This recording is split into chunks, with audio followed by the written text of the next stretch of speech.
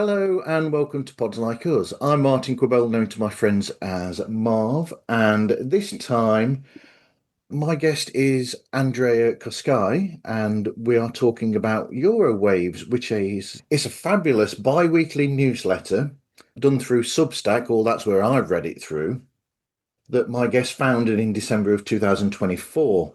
It's a non-profit newsletter that aims to connect podcasters and audio lovers across Europe, where they try to show the wealth of podcast across Europe, fostering collaboration across the continent for all forms of genre, uniting the diverse linguistic and cultural systems therein.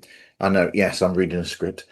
They do podcast recommendations, interviews, offer industry insights, and promote events for podcasters to attend in order to help them to then release the best product that they can and to do the best work that they can. My guest also edits the Earbuds Podcast Collective Newsletter, works for Tink Media, and founded the NGO Her Time Romania. Thanks for speaking with me today, Andrea. Yeah, thank you so much for having me and for the lovely presentation, bringing all the different parts together. Well, it's everything that you've done is important because it has helped you to shape what Eurowaves is really. The work that you've done has shown somewhere that needs to be looked at in more detail, which is European and, to me, important, the cultural differences that we can get in podcasting that we can't get from standard media. And I think that's important. Yeah, absolutely. I love that you point that out, and it's exactly right. I think my experience so far, having experienced so many different aspects of podcasting, but also originally I'm from Romania. I lived in China for a couple of years, and I lived in the States for 5 years, and now I'm back in Europe. And so having had all this journey, I'm always thinking of how can I go beyond my context and how can I encourage others to do the same? Because you win so much by doing that. And if you, I mean, being local is also very important and being intentional, but making sure that your content speaks to different cultures, that it brings people together, that it tells a bigger story is really, I think, what makes podcasting so special too, just like you said. Well, with that in mind, then we will skip to that and come back to these other notes that points that I was thinking of to initially start with. I think it's important to have shows that do this because, as we were speaking before recording, I think it's important for those people who are not really taken away from where they live, but where they were brought up in certain cultures and countries, and then you go abroad.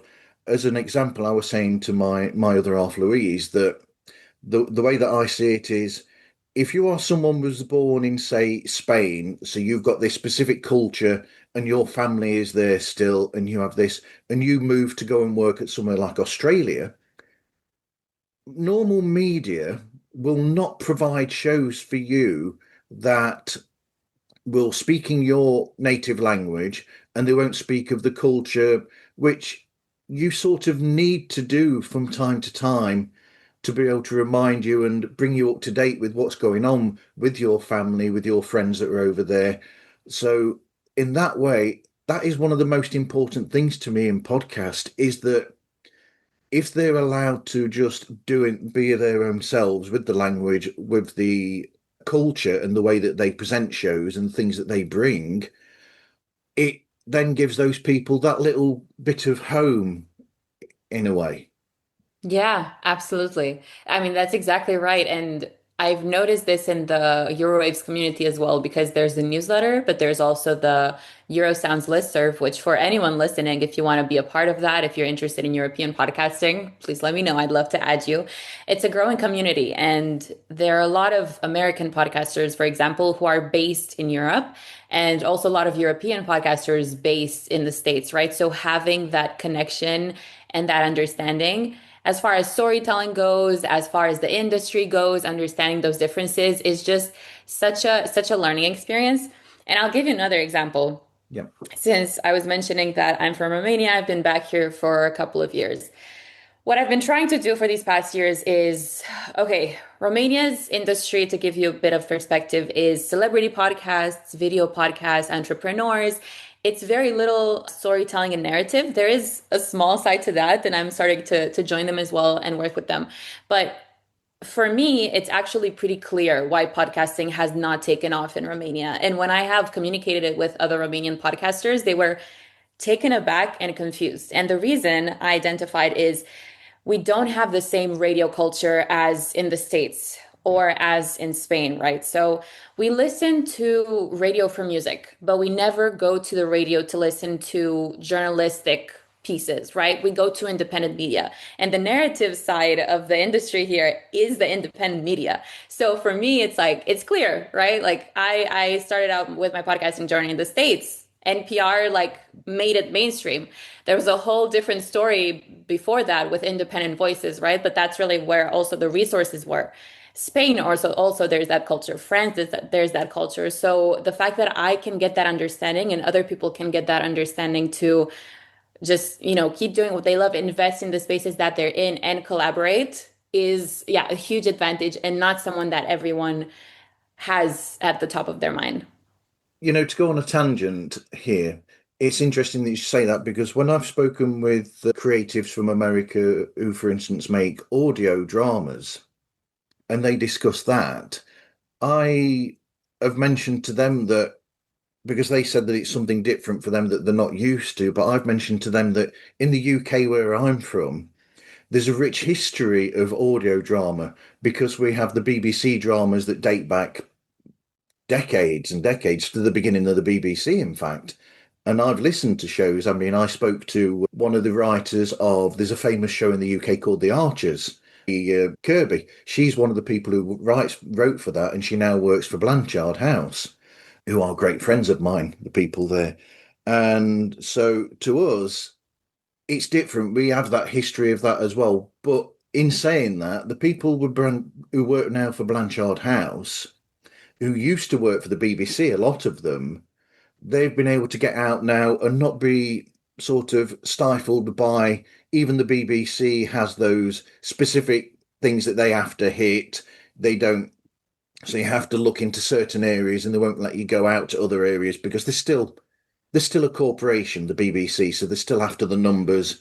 And it's really strange, as much as the BBC, and my friend James Cridlin will agree with this, the BBC, for all intents and purposes, they're great at what they do, and they've gone out there with BBC Sounds and things, but there's still that element of them thinking almost two-dimensionally about the UK and their audience here than about the international with BBC Sounds.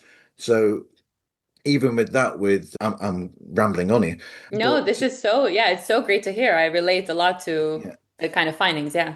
But Rosie Pye and EJ, they both said to me separately that there's something about going into that independent creative side of Blanchard House that allows them to go to subjects that they can't hit with the BBC.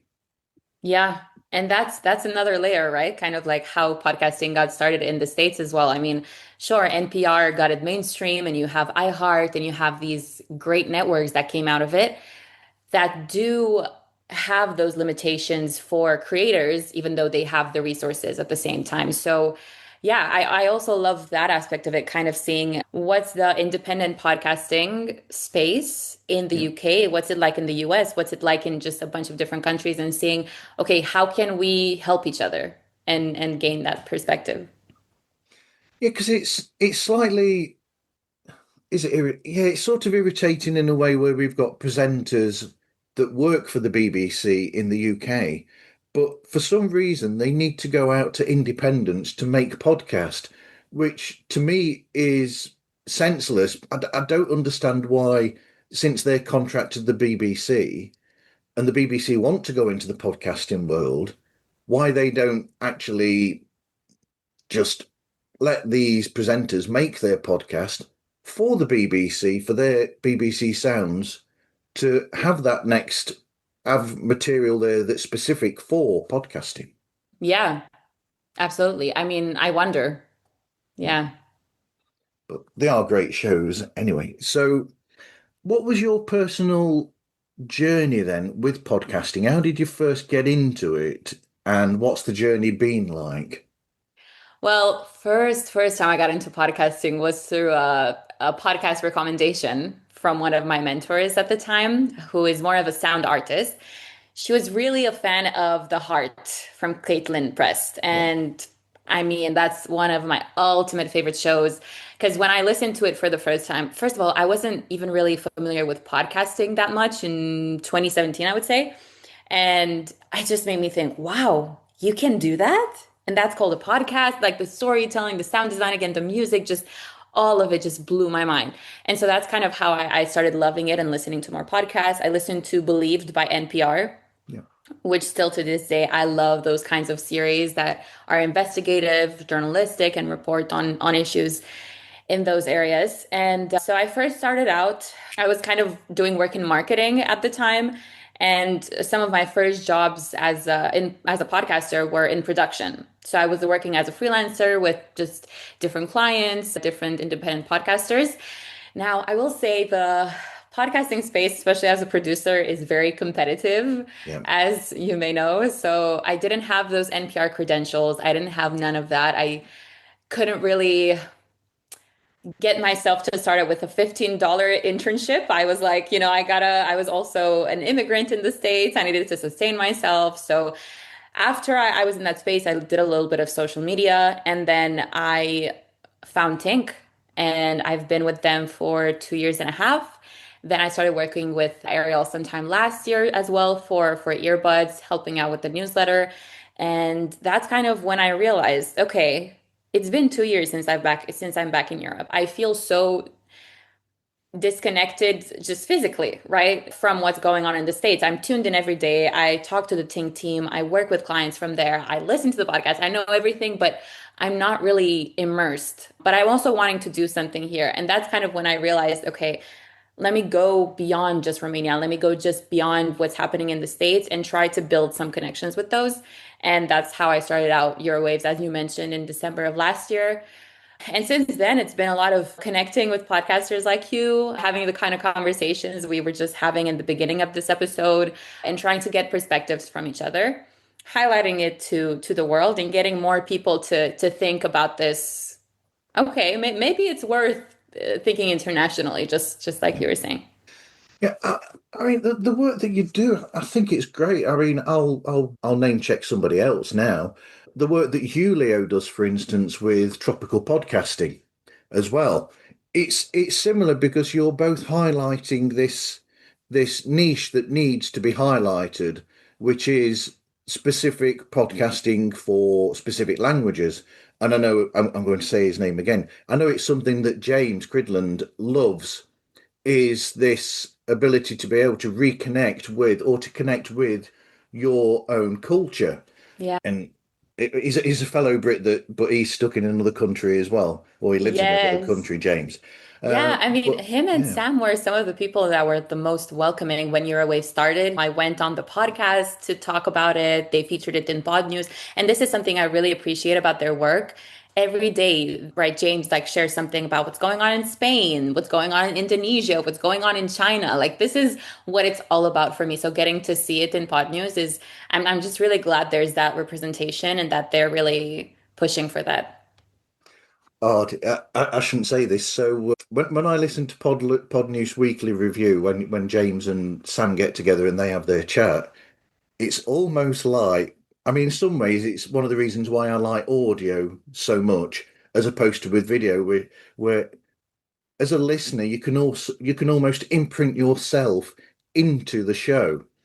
So when I listen to those two talking, I have this. I know it's done remotely, and they're not really together at the same place. But I have this image of the two of them just sat somewhere with this is very English, almost with a pot of tea and like the sandwiches and the cake and just chatting about things that they've enjoyed. You just get that sort Yeah. of feel from the two of them talking. It's so friendly and so it's Mm-hmm. like that comfortability. Yeah, I mean, that was definitely them at the podcast show this year. They had a special session for that, kind of closing out the event and recording live. And it was exactly that, minus the sandwiches and the tea. I wish that that would have been there for us as well to make it. We're all here to have this great conversation. But yeah, and that's another such great thing about podcasts, like you're pointing out, and why I think they're so effective in terms of not just storytelling, but also advertising, right? When we're talking about that, listeners get to really have this relationship with the podcast they listen to. And there's some studies too about the parasocial relationships that form, especially if it's a kind of podcast that's a comedic podcast or yeah, just that kind of atmosphere that you were talking about. So yeah, I'm really grateful for this medium. That's another point, is because you listen to these shows. I mean, for instance, I've been listening to Film Sack from America, that's from Frog Pants Studios, and I've been listening to that since 2009. So I got in early with podcast listening, and over those years, it's like you're listening to Friends with that show, or like I am, Mm-hmm. because I know their individual quirks, each person in it, and it's one of those shows that I think because it started early, it's one of the it shows the important thing of having a group of people in a show. If you're going to have a multi-hosted show with multiple hosts, then having them with different quirks and different Yeah, voices and that is interesting, because then you get the different perspectives of the subjects that they're discussing. And so right. it was a great show to be brought into the world of podcasting with. Yeah, I imagine they have a great chemistry too, and they're like inside jokes that they have with Yeah. all the listeners. I mean, sometimes I think a lot of us do that. I listen to podcasts and I answer out loud, or Yes. like I laugh and I make a commentary. No one can hear me, but I'm right there in the room with them. Yeah, I put my comments in my blog that goes out every so You often. don't say My them out listener. loud. That sounds more sane. Oh, I do say them out loud, and then I Oh, think, and oh, then you I write them better take down. note of that. Okay. Yes, yeah. And then that will go into the blog as a reaction at times. Nice, nice. Yeah, that's what I started doing for Eurowaves too, actually. Yeah. So if they're talking about a film, I will put in my opinion of what they've said and think, well, I never thought that until now. But you find that, don't you, that you get that involved with the shows. Yes. You'll listen to something, they'll talk about a subject that you thought you knew about, and then you'll learn something. That's one of the best things. You'd learn something new every time you listen to a podcast. Yeah, and I'm mind blown. The only thing I'm wary of, especially when I consume a lot, just because I'm so immersed and I have so many to get through, is I'm thinking, how much of this am I retaining? I want to retain it. So that's why actually I'm very, again, grateful for critics like us and people who blog about podcasting and they write about it. Like also Lauren's podcast, the newsletter, shout out to that. A shout out to Devin's Podstack. Devin is also part of the Tink team, and I really love her newsletter. There's so many amazing ones. Also, Katie Lore's Pod the North. That's such a great resource for Canadian podcasting. And the fact that we can steal those recommendations from each other and just like, yeah, I love it. It's brilliant. So, the should we touch on this a bit with a bit more detail then? The importance of different languages and cultures being represented. So, how did you then go from, I mean, it's almost being too compact in a way to do this so quickly, because I know it's a long history of you listening to podcasts and where you are now.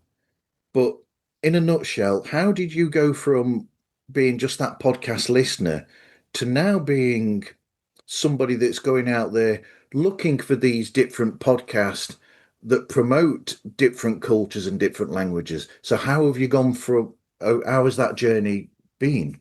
Hmm. I think it's been natural, and now that you're asking, I'm reflecting on it. It's probably been from two sides. It's been as a podcast listener, Yeah. trying to find podcasts in Romanian. I'm also a big language fan, right? So I also speak Spanish. I'm learning French. I tried learning Chinese. That was hard. That was difficult, Mandarin Chinese. But I think that's a great tool for language learning. So, and consuming media, right, in that language. So that's on the one hand. And then on the other hand, doing podcast marketing every day, I'm always thinking about how to develop an audience. I'm always thinking about how to just get your show to be heard by more people.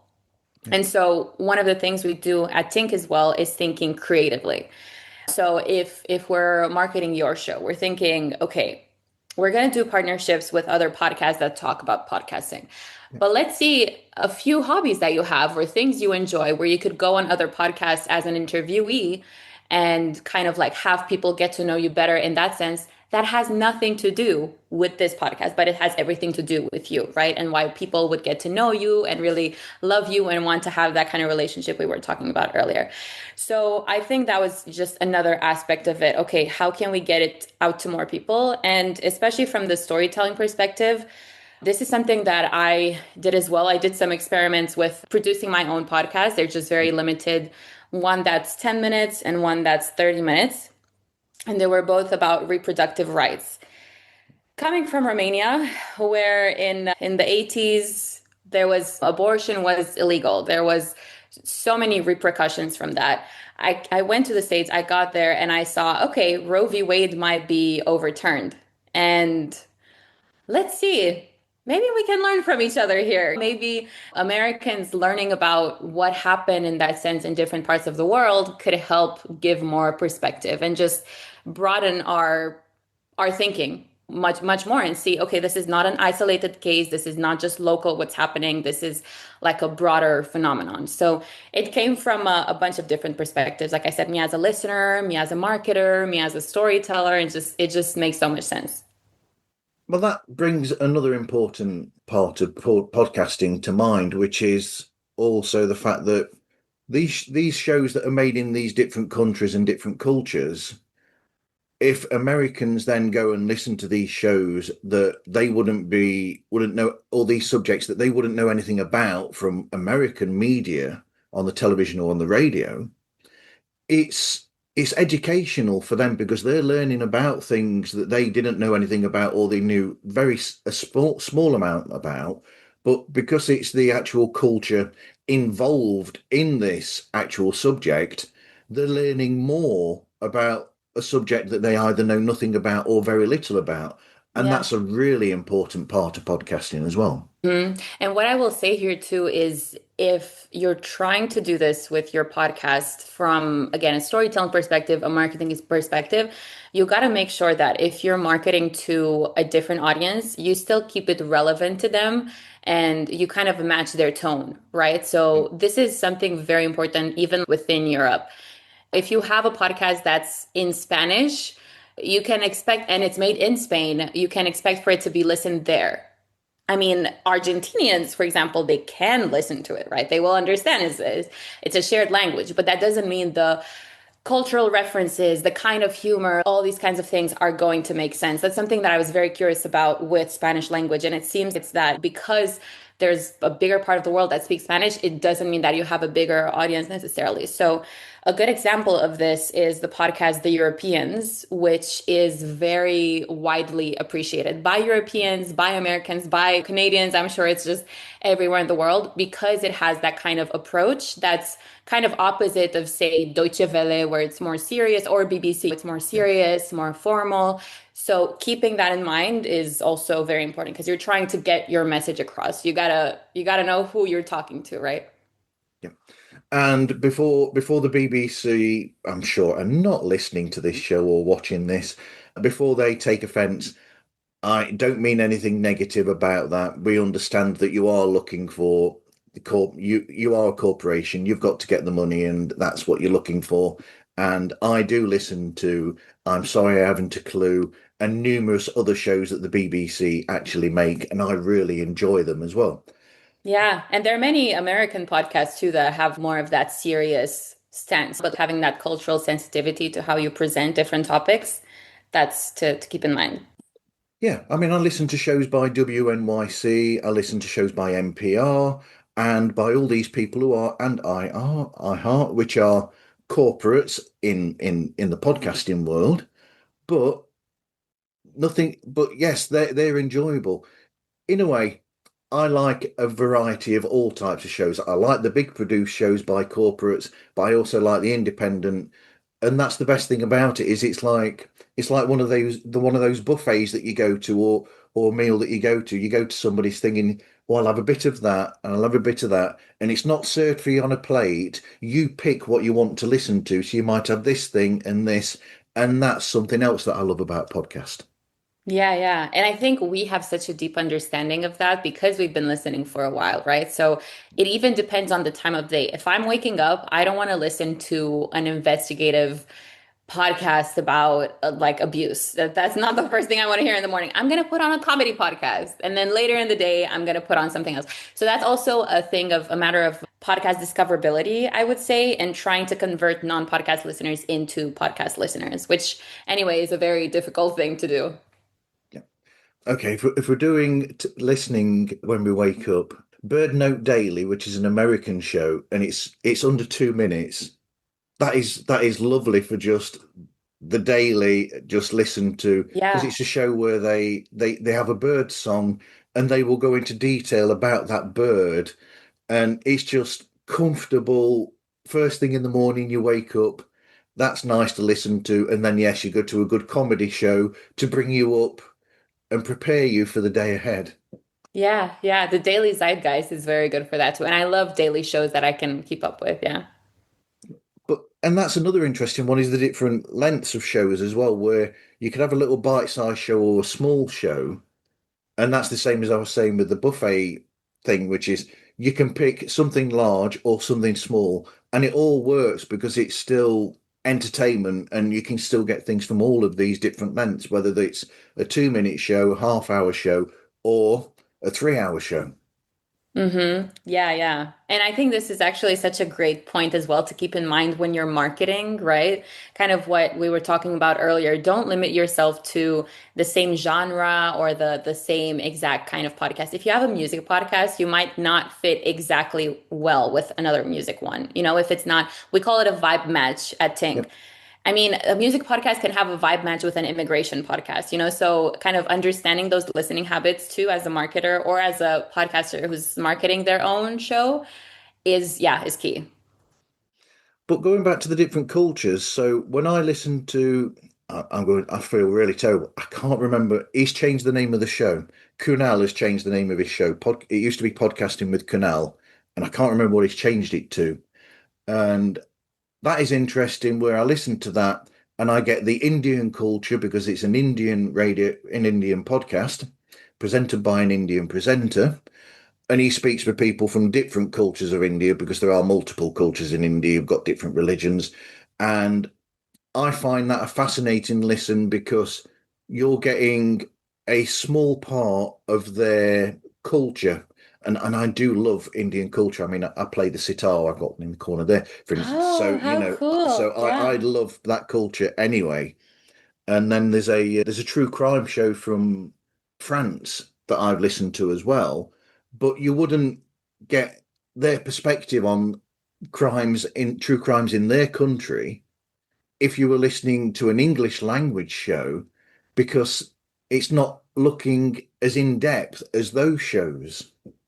Yeah. And the way it is translated is so different. I mean, this is definitely a key of what could grow European podcasting as a whole and collaboration, right? Like IPs is something that, for example, WePod talks about a lot. And WePod, for anyone listening unfamiliar with them, it's a consortium of organizations from everywhere, all around Europe, media organizations. And for 2 years, they had a co-funded project with the European Commission. So they did cross-border podcasts, they did a podcasting academy, so many different things.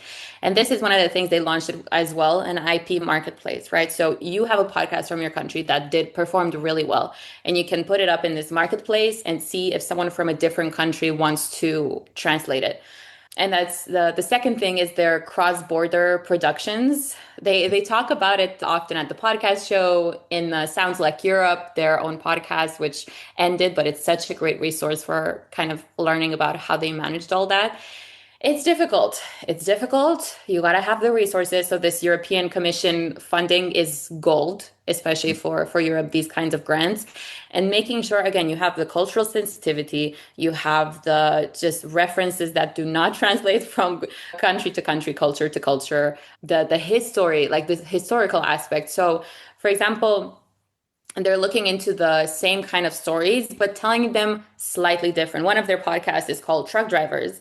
And you had reporters from Spain and from Italy who reported on these truck drivers' lives, right? Going to different countries in Europe. And they were originally from different cultures as well. But it's not, it's not as if they made the script in English, let's say, and then they translated it word for word in Spanish and French and Italian, the different versions they had. They had to like conceptualize differently from the get-go. So it's a lot of resources, but yeah, ultimately it's fascinating. So, how do you discover these shows and these podcasters and then approach them for the superb interviews that you have for the newsletter that you put out? Yeah. Well, as you know, one of the best things about the podcasting industry is that everyone is so open to communicating. No one really gatekeeps. It's not like in other industries where they're competing. So if you're really immersed in this industry, you know that your network is going to be your biggest strength, right? So I mean, the very first one, I don't even know how I found out, but WePod was the first organization that I discovered. I probably just put in European podcasting and I found them. And then from there, it was kind of a trickle down effect. And the more I get to know people, the more I see them sharing other people's posts or promoting other people within their industries. That's how I'm getting to learn more about that. And also having these face-to-face conversations like this, getting to know each other, asking questions about how do independent podcasters work? How are networks in your country? What's the monetization like? What's all these different aspects and getting an understanding of it? I'm still trying to figure out how to structure it in Eurowaves, right? So that it's very easily searchable. And I think at this point, I'm still in that discovery phase. And something that I'm introducing is as soon as I'm seeing some newsworthy moments, especially in pod news from the European industry, Yeah. I want to catch those people and ask them, okay, what's going on? Explain it to us so that European podcasters can really grasp this. Oh, and a great example is the UK, as you've seen recently, is asking the government to recognize podcasts, right, as media. Yeah, France followed that example, Canada followed that example. So that's just one way of how we can inspire one another. I do think that's important that the UK have done that and recognised that it is a creative form of media in itself that is separate to radio and television and film. I think that's important. Mhm. Yeah, and one other thing too that I have in mind is how air in the States has industry rates and Yeah. they do like amazing research with so many people in the industry. I would love to have that for Europe. Now, it's a much more difficult conversation because each country is so different, but I mean, when you're thinking about journalists reporting for European organizations, that's something that's already there. So why not for podcasting? Germany has something slightly similar, but it's not research. It's more so a database where you can add your own rates and experience and things like that and compare with others. But that's one of the other things that's on my mind. You say that, but in America, because it's so large, you go from one state to another, and there are very obvious differences, almost culturally, between those different states. Yeah, absolutely. It's true. I guess they all use the same currency, at least. Europeans do as well, but you've got pounds, you've got euros, you've got lei, like in Romania. So yeah. But that's cool to be able to listen to shows from different areas, and then I also find it cool listening to shows where the presenters are all from different areas of America as well. And then even at those points, someone will say something, and one of the other presenters will not understand and have to get Very true. clarification about what they're talking about. Yeah. That's true for the States as well. And I was feeling it there as well. I mean, again, as an immigrant, I was just so confused. I'm like, what's this expression? What is this you're referencing? And then I would see other Americans as well, kind of lost, so I would feel better. Yeah, it's definitely true. And you go to New York, and it takes a while to get used to the speed that they talk as well, because they talk fast. They really do Yeah, talk quickly. for sure. Yeah. Sure. So, what do you think is the importance of art and music to podcasters?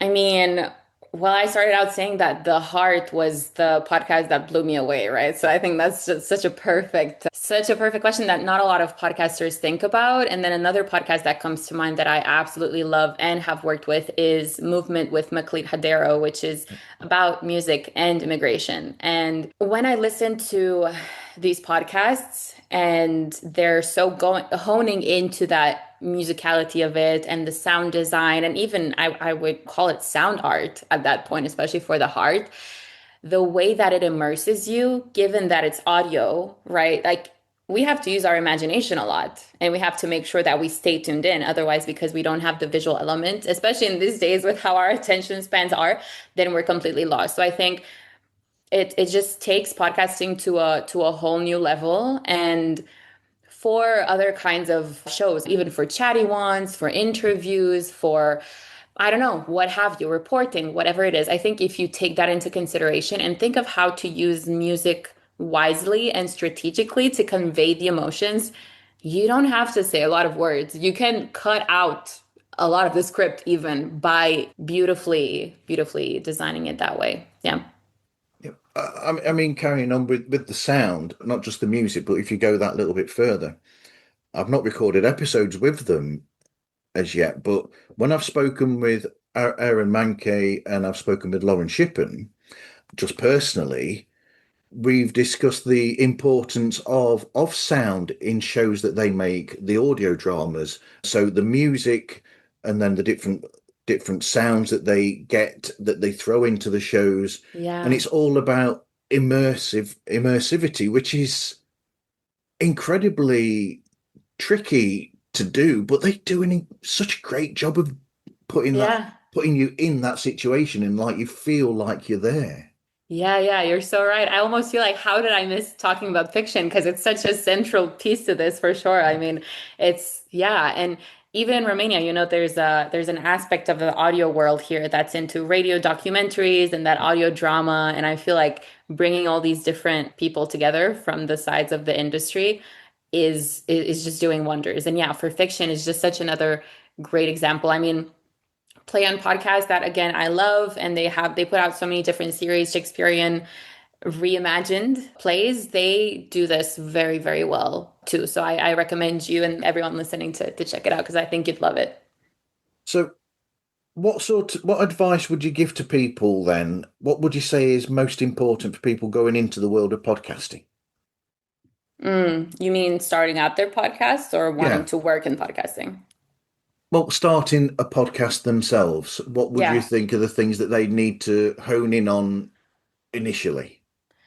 I would say first things first, most podcasts stop after a few episodes, right? So be aware of that, to be realistic with how much is sustainable for you and make sure you have a very clear plan before you get things started. Give yourself, even if you need 6 months, to think of content, think of marketing, think of all these different aspects of your strategy. Make sure that you're actually ready and even have some episodes banked in before you actually, yeah, right, share it with the rest of the world. And then one of the other things I would say as a marketer, again, because I do this every day and I see it, and I wish some podcasters could think of it more, is you got to put in as much effort into your marketing as you're putting into your actual production of the podcast, right? You want to put it out there. You want people to hear it. You want it to reach listeners. So yeah, making sure that you're aware of that and you're keeping that in mind, and the way you go about it is not feeling like you need to spend so much money or you have to do so much. Choose some specific ways to market. Subscribe to Podcast Marketing Magic from Tink Media. It's an amazing newsletter. You're going to get all the resources of what we do there every day. and work within your network of other podcasters, exchange with them. Because again, converting a non-listener to a listener is just really difficult. So if you use your marketing with other podcasts, you being a guest on other shows, again, all of that, it's going to be so much more effective than trying to get someone who doesn't have it in their habit to listen. Yep. And also be willing on your own show to bring in. So you've made those connections with other podcasters, you've got your own network. Don't just be on their show. Get them to come on your show as well, Yes, because yeah. then there's that cross-pollination then of your fans will listen to their show, their fans will listen to your show, and it's that building up. So they will say, for instance, oh, I've been a guest on this show, just in passing, they'll say, I've been a guest on this show. And if that show has got a huge following, they'll think, oh, okay, they've been on this other show. I'll go and check out that episode that they've been on. And then that Yeah. might cause them to listen to more episodes of that show they've never listened to before. Yeah, yeah, exactly. And you can also think of this creatively. You can maybe do a collaborative, like a collaboration episode. And the first part of this recording that you have goes on podcast X feed, and the second part goes on podcast Y's feed. So that way, because they kind of have to interchange if they're into the conversation. So yeah, any fun ways you can think of. If you interviewed someone, ask them to drop the episode on their feed when they're on hiatus, when they're taking a break, when they need some content. Ask them to put in like a 30-second promo in their show of, oh, I was just on this other podcast and I was interviewed about this and this and that, so you should go check it out. Like all those little things, and exactly like you said, returning it to podcasters as well, because this is what the community is all about. Making sure that we're caring for one another is gonna go a long way. Yeah. With that idea, I actually, and not many people know about this, I suggested to some podcasters. So one person does a podcast about Tom Petty and about his music. There's another one where they talk about the music of ELO. There's a lot of Beatles podcasts. Let's face it, a lot of Beatles podcasts, and some of those people. And there's Ben Burrell who did a one about Bob Dylan, and he still does actually. And every now and again, when Bob releases something, and they at a certain point in the future, after I made a suggestion to them, they're going to get together and do a limited series about a supergroup called the Traveling Wilburys that all of these people have been involved with. So you've got Yeah. George Harrison in the Traveling Wilburys, you've got Jeff Lynne from ELO, you've got Tom Petty in there, Bob Dylan, and Roy Orbison.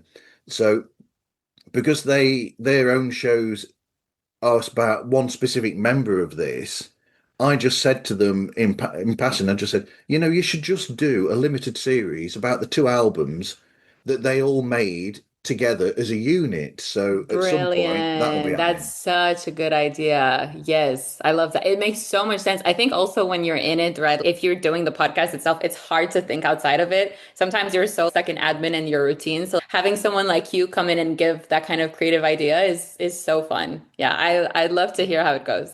So would I. I mean, I think it's perfect that you've got these people that are so into one specific area. So this person's into that artist that's a member of this super group.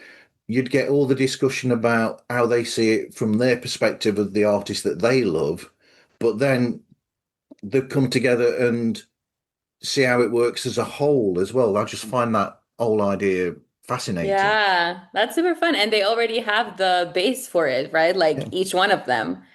yeah. And the audience, and yeah, that's so cool. See, that's one of the things that I feel like could apply to cross-border collaboration as well. And yeah, I love it. The more creative you get with it in podcasting, because there are no rules, right? There's suggestions. We know kind of what works. We try it out, especially since we're in the industry, but there are no rules. Yeah, as much as you think out of the box, that's great. I Yeah. love that example. It's like audio dramas as well. I've made suggestions to some audio creators, and I've said, especially in the science fiction realm of audio drama and humorous ones, I've actually said you could actually have somebody from this audio drama come into yours, and it just be a character that's in the background that you come across, Yeah. and you could have that link in both of your shows. Just put that bit in where they've come across each other, these characters from different shows, and create that almost cross Yeah. thing as well. That's so fun for listeners too, because that's what it's all about, making sure that you're taking care of your listeners and giving them the time of day and putting them first. Amazing. I love that idea of getting these two different, completely different audio dramas together and having that like little bit Yeah. of a. So if you're a listener of both, you'll be, oh, and it's just, I love earworms like that in shows. It's fascinating. Amazing. So what shows do you like to listen to yourself, Andrea? Oh my gosh, so many. I've shouted out some of my favorites already.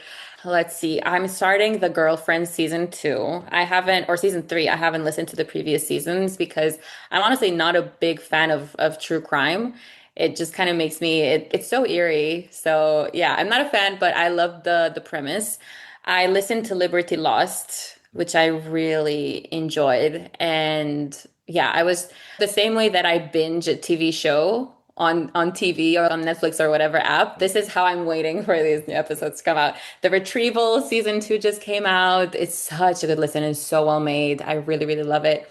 You caught me in such a good moment because this past weekend I just went to the beach and I had one day of listening to 15 episodes in one go. Wow.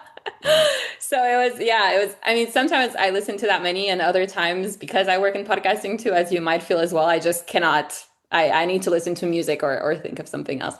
Jacob Reed and Me is another one that I find so funny and creative. It's for everyone listening, or, if you haven't heard it also, it's basically about this guy, Jacob Reed, who figures out there are many other Jacob Reeds and starts keeping a spreadsheet of them.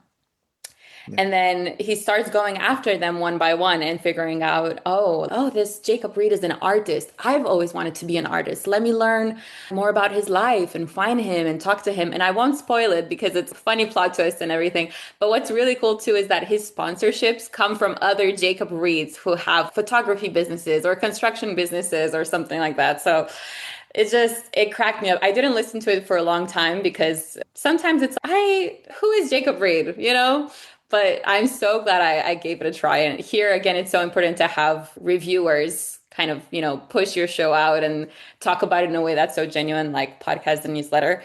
And I'll say one last one, although I have many more that people can find in Eurowaves and on my Instagram as well. I share them on my stories. We're doing The Wiz is, have you listened to that one? Yes, I have. Yeah, yeah. Okay, what did you think?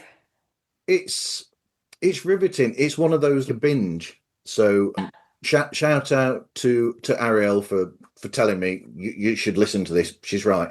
It's interesting as a social commentary because of the whole thing of what the whiz is and the fact that a majority white school or performing arts school is doing what is a very famous African American sort of Yeah, musical, yeah, and yeah, everything yeah. around that, yeah. The layers were so interesting. And I think also the way they approach the storytelling with some humor and a very human level and talking about the friendships and just having so much character into it and personality was so enjoyable. And I remember sometime in episode two or even three, I realized because they changed the narrator, right, from the first episode to the next ones. And I believed them when they were having a recording, kind of trying to discuss how was the first episode, and I was, oh wow, they're reflecting on it. No, no, no, they knew they were gonna do this from the beginning, but they acted it so well. I gotta give it to them, and they really hold your hand as a listener. And yeah, it was such a fun ride, but also very educational. Yeah. But also one of those shows where you end up shouting out at certain points, for instance, and it's not much of a giveaway because it's on one of the early episodes. But when they have that, when the drama teacher thinks that, oh, it's a good idea to have these people assuming to be characters from the past, Hmm. and then two of them are pretending to be people who are famously racist. We'll Yeah. be honest, and then they're responding in character. And I almost found myself screaming well, I did actually. I was screaming at the radio, at the podcast, and I was going, "No, what are you doing? That I is such a know. wrong idea." I know, I know. Well, at the time I wasn't talking to myself because my husband was next to me and he's also working in podcasting and I make him listen to some of these podcasts I love. So I was just bothering him every 5 minutes. Listen to this. Oh, let me tell you this. And then we just started listening together. Yeah, so great. And that's another thing. I love getting to share these moments with other people who enjoy these podcasts. Yeah. Absolutely. So great. Oh, and the music too, again, because you were asking about the music earlier, the way they used music in it. I mean, you're talking about a high school musical. That's got to be an important aspect, right? And the singing and everything. So great. Yeah, but also you get little earworms there as well when they're talking, and they'll put things in the background sound wise when they'll talk about subjects that they'll bring up a specific thing, and you'll get something that sort of matches with what they're discussing while the two presenters are discussing it between themselves, and then you'll have these Yeah. transitions, little bits of sound or music that are just from one bit to another, and it's just really well produced. Yeah, yeah. And another funny thing you reminded me of that is that it was so immersive that when they were switching between this is the action and we're right in the middle of the action to kind of them reflecting on what happened before. Wait, I thought this was happening right now. Let me recalibrate my brain because you're actually reminiscing about this from 15 years ago. But also with the way that they produce it, we're going on about this show a lot. You'll listen to it, you know it. We're doing a good job of promoting it here. Yeah. You know when they're going from them discussing things to interviewing and talking with actual people involved as well. There's a different feel to the sound style as well, the palette. Yeah, yeah. So I guess that helps you move in between the styles. Yeah. It was so great. Yeah, we're really marketing this show. I mean, if you haven't listened to We're Doing the Wiz, definitely go listen to it. Absolutely. So, how can people get hold of you and contact you, Andrea? Well, you can find me on Instagram on my stories where I share more podcast recommendations. But even better yet, you can find me on LinkedIn. You can find Eurowaves on Substack. And that's pretty much it. Yeah, condensed in those places. Shouting out other podcasters if you want to send a recommendation in for Eurowaves, if you want to, be interviewed. Also, what I really love about the newsletter, and I would love to have more people pitch in here. So that's why I want to give it a shout out is there is a specific section towards the end where I have podcasters from different European countries recommend 3 shows from their country in their native language. And then I also translate in English for everyone to understand. So I'm so passionate about that because again, I love languages. I've covered many countries so far. You can, check out the archive and yeah, I'd love to connect. Absolutely love that. I love that. Thank you for speaking with me today, Andrea. I've loved this. Thank you so much as well. Yeah, love this conversation. Love the nerding out on all the podcasts. And yeah, it was a great time. And congratulations for everything you're doing. I mean, this is what's really keeping the industry going. Thank you very much. You can easily find pods like us just by going to themarvzone.org, and on there you will find all the links to all the socials, where to find the podcast, and to the Patreon page, and a link to email as well. Just makes it easy to have it all in one place. But anyway, thank you everyone for listening, and hope you listen again to another episode of Pods Like Us.